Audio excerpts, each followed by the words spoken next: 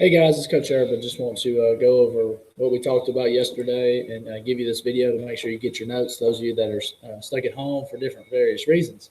Uh, if you did your work, you would have learned your virtual day work. You would have talked about the motives of imperialism, and there were quite a few different motives for imperialism. One, the white man's burden. They felt that it was their duty to do those things, and you would have seen that there. And then on top of that, you would have also seen the other uh, motives that were going into this. But yesterday we did all that, and we talked about the motives and the places and people that were involved in imperialism. And now we're going to get into how people responded. Obviously, there's a lot of different ways. We're going to talk about the more violent ways that people responded. Some people didn't respond; they just dealt with it. We'll see why in our next lecture when we talk about the benefits that came about because of imperialism. But we're going to focus on some of the more dramatic responses to imperialism today. We're going to start talking about wars first. There were a lot of wars that were going on, and there were wars between uh, colonies and the imperial country, the more powerful nation that was conquering that country, and the conquered country fought back. And then there were some different wars, and we're going to talk about those separately. The first one we're going to talk about is the Opium Wars. The Opium Wars were fought between China and the British over the importing of opium. And you can kind of see that in this picture here.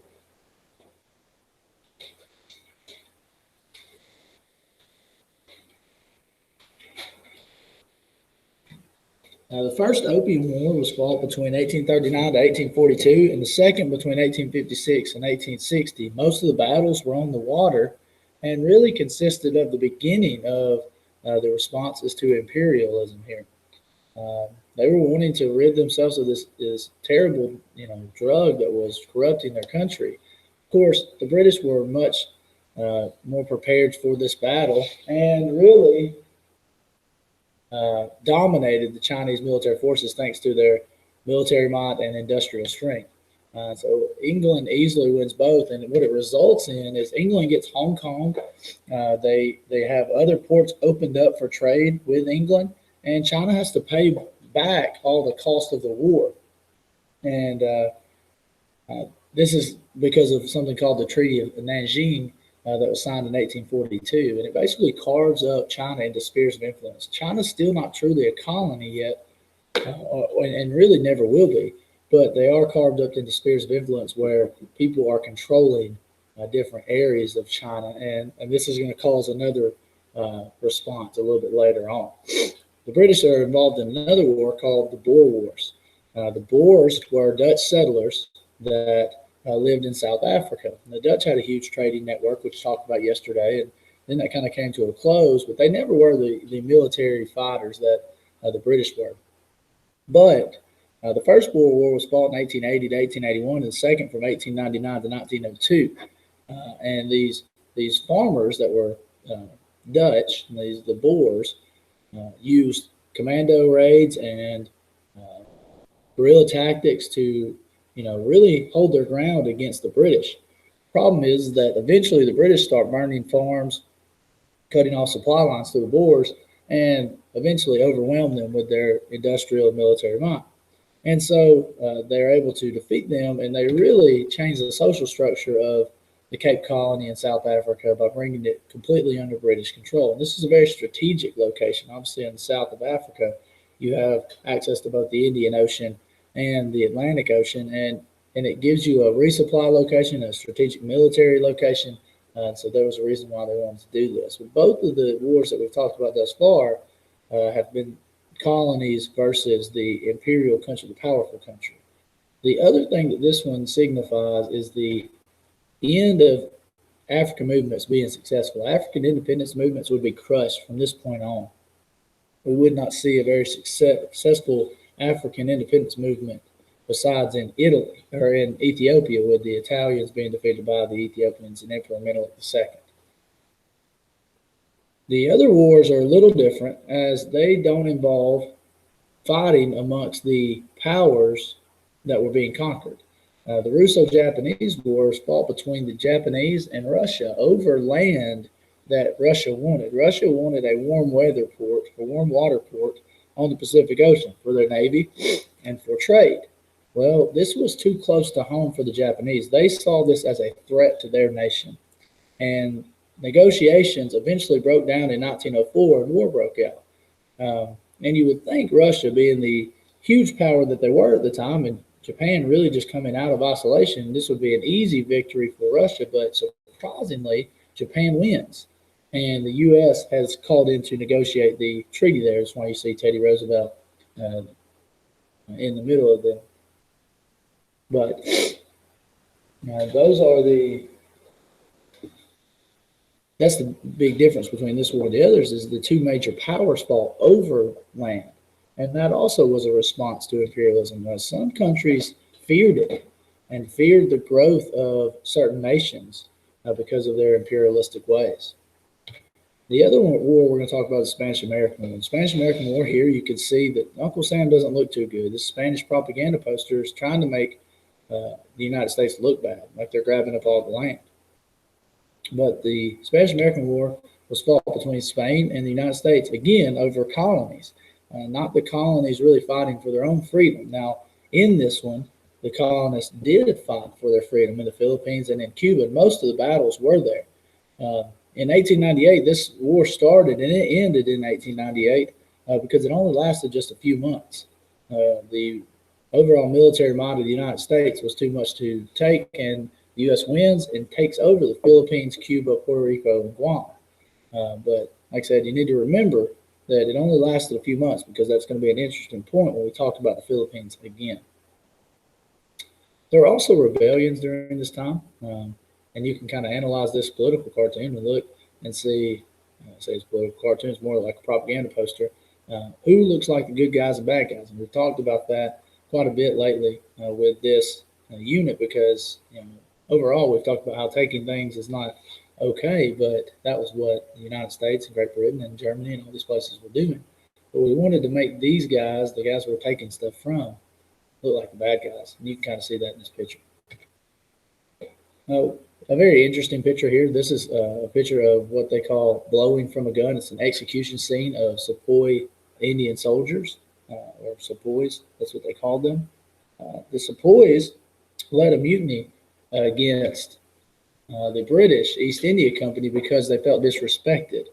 Supposedly, they were inspired to rebel by a rumor that animal fat was used in their rifle cartridges, which they would need to bite off to load their rifles. This offended both the Hindus and Muslims, and really went against their culture. And that's kind of one of the shining points of this, is that colonies' cultures were completely destroyed by their imperialistic powers. However, there had been long antagonistic over British control over their country. Like, this was not the first time they were upset. But you can see that eventually what it leads to, because the colony wasn't under direct control before, because they were using local leaders and Sepoy soldiers to enforce the British rules. After the Sepoy Mutiny, the colony becomes under direct control completely. The next one we're going to talk about is the Boxer Rebellion. The Boxer Rebellion is led by a group called the Boxers. This group, these Chinese nationalists, meaning they have loyalty and pride for their country, are supported by the government, and their goal was to drive out all foreign influence and restore China to isolation. By the 1900s, June of 1900, the Boxers launched a series of attacks against foreigners, Chinese Christians, and foreign embassies. The imperial powers in the world at the time felt that this was a bad thing, and that all the destruction that was going on, they fought for like 55 days. And eventually, the other imperial powers of the world sent in what would be called the Eight Nation Alliance, an alliance between Japan, Russia, Great Britain, France, the United States, Germany, Italy, and Austria. And this combined force sent 25,000 soldiers in to crush the rebellion. They ended it in about 2 weeks, and China was forced to pay massive war reparations back to those countries for the cost. This resulted in a couple different things. One, it resulted in the weakening of the dynasty that was in power there, the Qing dynasty. It also showed that the imperial powers were willing to fight to continue their way of life. And then lastly, it also showed that China would not be conquered, that most Western powers would give up any thoughts of colonizing China. I told you yesterday I would show you how that Hawaii became part of the United States. Well, the U.S. had sugar plantations there that were very valuable, and those valuable sugar plantations came under a threat when Queen Lelukalani, new queen there, threatens to take them back under Hawaiian control. Of course, said it, you don't poke the bear.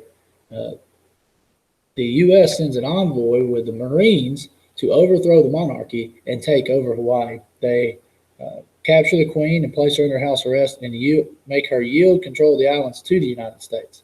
And so the overthrow or the taking of Hawaii or bringing it into our country was an act of response to imperialism. The United States had some control in Hawaii, and they were wanting to take that back. And the United States was not ready to give up its interest there. And so you can see how that happened with the United States. You also have the Philippine insurrection. I told you to remember the Spanish-American War. Remember, after it, the United States came under control of the Philippines. Well, the Filipino people were upset. They did not get independence after the war. They had fought alongside the United States during this time and felt that they should be independent. The United States was not ready to give up the island so quickly, though. So in response, Emilio Aguinaldo leads a bloody 3-year conflict that was much more brutal and obviously much longer than the Spanish-American War. 3 months, Spanish-American War, 3 years for this Philippine insurrection. But the results are the same. The United States is victorious and controls the Philippines until 1946. And that lasted from 1899 to 1902. And so those are some of the responses, some of the more violent responses to the age of imperialism. Tomorrow, or the next time I see you, we'll be talking about the effects of imperialism and be reviewing for our upcoming test. And again, all of this is in light of the idea that this stuff is leading us to World War I. We've got to think about why this would lead us to World War I. What is coming? What's causing problems? And the overall thought is that nationalism is growing. It's growing in these conquered regions. They're tired of foreign influence, and they're going to appeal to people for freedom and independence. And you also got to see that in the rest of the world. Democracy's growing. We talked about that. So all those things are helping lead us to World War I as we will see the outbreak of that in just the next coming weeks. Remember to do your virtual day assignments. Grades have been put in. And if you have any questions, send me an email. And otherwise, have a great day.